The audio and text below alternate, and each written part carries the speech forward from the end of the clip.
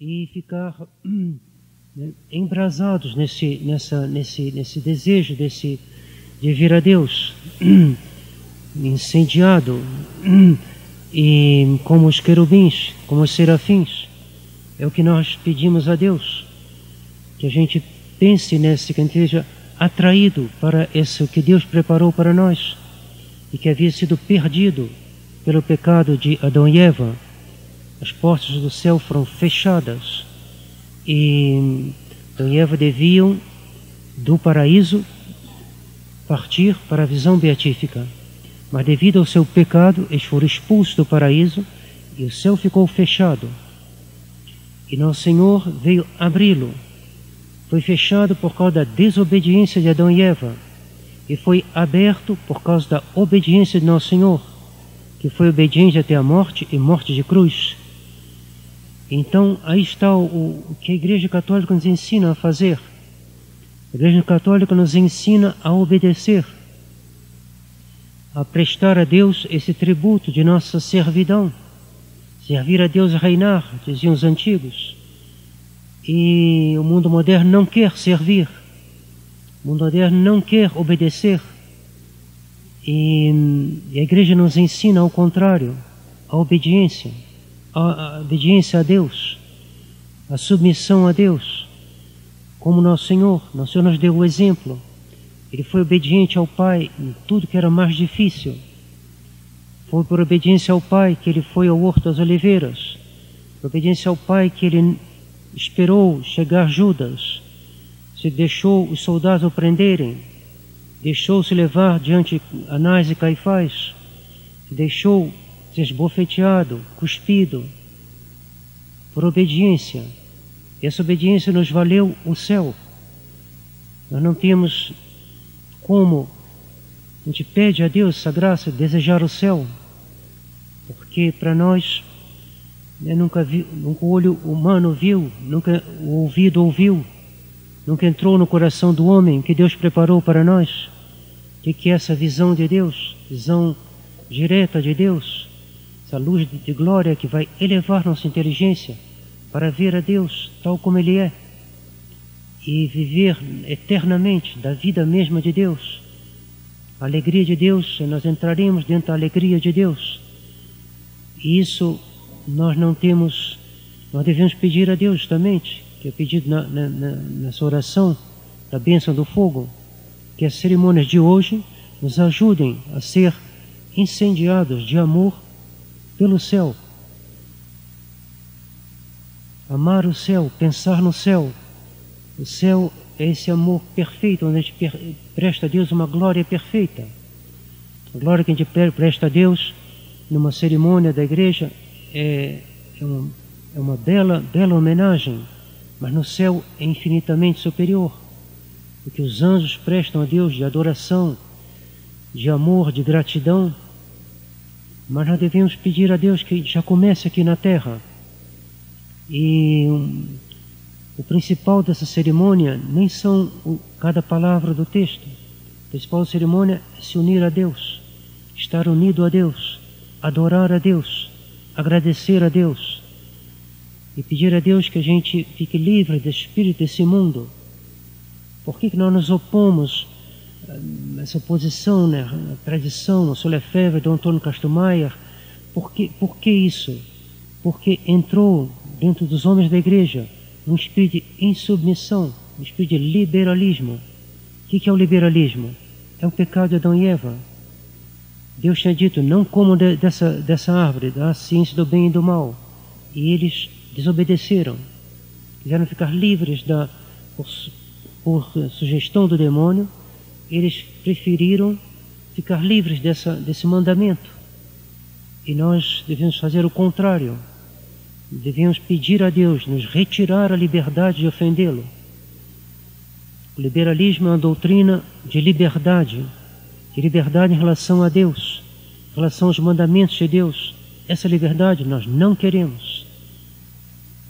Nós queremos a servidão em relação a Deus, queremos a obediência em relação aos mandamentos de Deus. Nós já temos em nós bastante dificuldades para obedecer, porque nossa natureza está ferida. O batismo nos apagou o pecado original, mas as feridas causadas à nossa natureza pelo pecado original permanecem. Daí a dificuldade que nós temos. As virtudes para nós são difíceis. Ferida na inteligência, ferida na vontade, ferida no concupiscível, ferida no irracível. São dois aspectos da nossa sensibilidade. Então nós dizemos sim, como Monsieur Lefebvre, mas não ao liberalismo. Sim, mas não ao liberalismo. E o grande golpe de mestre de Satanás, como dizia Monsieur Lefebvre, foi de ter posto a igreja toda na desobediência a Nosso Senhor, à sua tradição, ao seu ensinamento, na desobediência por obediência. Uma obediência mal compreendida fez tanta gente adotar os erros do liberalismo, os erros de todas as reformas que afastam as almas de Deus. O Brasil e cada país da América do Sul tinha 90% e mais de 90%, 95%, 97%, 98%, 99% de católicos. Hoje todos os países da América do Sul, todos estão perdendo os católicos. Os católicos estão se tornando protestantes. E o que significa isso? Significa que estão se afastando de Nosso Senhor. Significa que estão se afastando do céu. Significa que estão sendo arrastados para longe daquilo para o qual eles foram criados, para longe daquilo para o qual Nosso Senhor morreu na cruz. Então devemos dizer não. Esse não é um ato de obediência. Esse não é um ato de humildade. Esse não é um ato de submissão. Submissão a Nosso Senhor e não ao demônio, não ao liberalismo, e sim à igreja. Porque esses homens entraram dentro da igreja. São Pio X já dizia que os inimigos estavam nas veias mesmo da igreja. E eles se manifestaram. E aqueles que eram fiéis, e não era só Monsieur Lefebvre e Dom Antônio Castro Maier, havia o cardeal Ottaviani, havia vários outros que lutaram no concílio, havia quase 250 bispos que eram antiliberais, que compreendiam bem o problema. Mas depois, esses cardeais morreram, alguns bispos morreram também, outros acabaram perderam a sua diocese e se dispersaram, e finalmente ficou Monsieur Lefebvre e Dom Antônio Castro Maier. E nós devemos segui-los. São os homens, graças aos quais nós guardamos a fé. Devemos ter por eles uma veneração. Veneração, porque eles são nossos pais na fé. Eles mantiveram essa tradição apostólica eles nos disseram: estudem o catecismo do Concílio de Trento, estudem os documentos da igreja, as condenações do liberalismo, que são inumeráveis. Desde que a Revolução Francesa estourou na França, Pio VI condenou o liberalismo, condenou a Revolução Francesa. Depois todos os papas a condenaram. E o liberalismo, sob todas as suas formas, foi condenado. Ele vai ressurgir no meio do Vaticano II uma nova moral, a moral da consciência. A consciência vai passar na frente dos mandamentos de Deus. Cada um faz o que sua consciência. Mas a consciência tem que se mirar naquilo que Deus manda. A consciência não é a regra última do nosso agir. A regra última do nosso agir é Nosso Senhor Jesus Cristo, a sua doutrina, o seu ensinamento. E com essa doutrina da consciência se desviou, se chegou ao ecumenismo. Cada um faz o que ele acha melhor e pronto. E todo mundo, todas as religiões são meios de salvação. É um gravíssimo erro. Meios de salvação são a um: Nosso Senhor Jesus Cristo e sua paixão, sua morte na cruz. A Santa Missa, que renova o sacrifício da cruz, que é um sacrifício propiciatório, que torna Deus propício, torna Deus favorável, que Deus Pai vê o sacrifício de seu Filho e nos perdoa o pecado original, perdoa o pecado pessoal. E assim nós vamos a Deus, através de Nosso Senhor Jesus Cristo. Mas ninguém pode ir a Deus a não ser por Nosso Senhor. E nosso Senhor Jesus Cristo, a igreja, é a mesma coisa. Quando estavam perguntando a Santa Joana d'Arc e botando ela, tentando tirar dela alguma resposta para poder condená-la, e perguntaram: e o que é a igreja? O que tu dizes da igreja? Ela falou: para mim, Jesus Cristo, a igreja, é uma só coisa.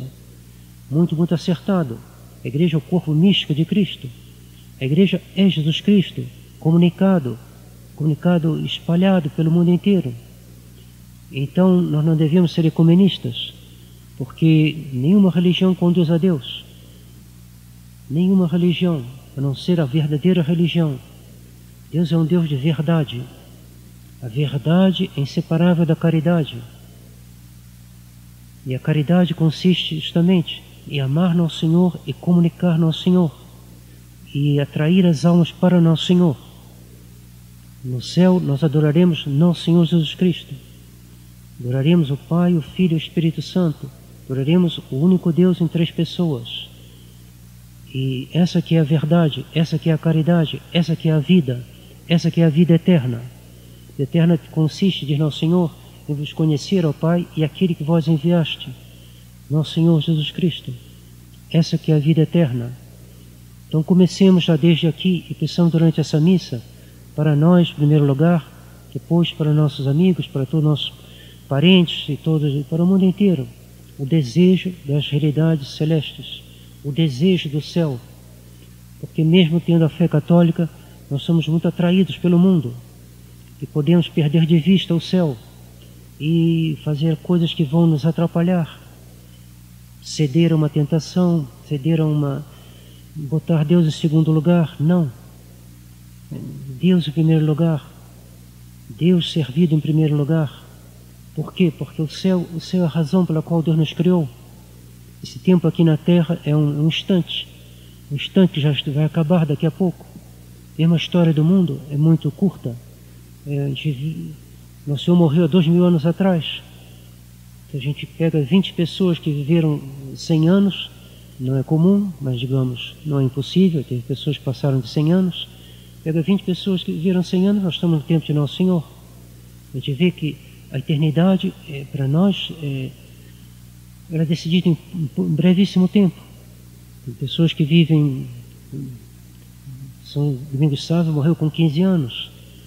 Jacinta morreu com 10, 11 anos, ou talvez menos. Então a vida é breve, mesmo que dure 60 anos, 90 anos, 100 anos, não é nada. Então peçamos a Nosso Senhor nessa missa, que Ele nos deixe bem focado. Nosso destino é o céu. E se o demônio vem nos falar da terra, nós falamos: não, Deus em primeiro lugar, o céu em primeiro lugar. E assim nós iremos mais rapidamente. E quanto mais o desejo do céu for grande, mais rápido a gente chega no céu. Tem pessoas que ficam no purgatório porque não desejaram o céu. Então, desejemos o céu, desejemos Nosso Senhor nessa vida e eternamente. E que a Virgem Maria nos ajude, ela que está no céu, ela que já está com seu corpo e sua alma no céu, ela contempla a essência da Santíssima Trindade com todos os santos e todos os anjos, que ela nos ajude, nos guie, nos anime, para que a gente chegue quanto antes no céu, onde estaremos na nossa verdadeira pátria por toda a eternidade, com a graça de Deus, assim seja. Em nome do Pai, do Filho e do Espírito Santo. Amém.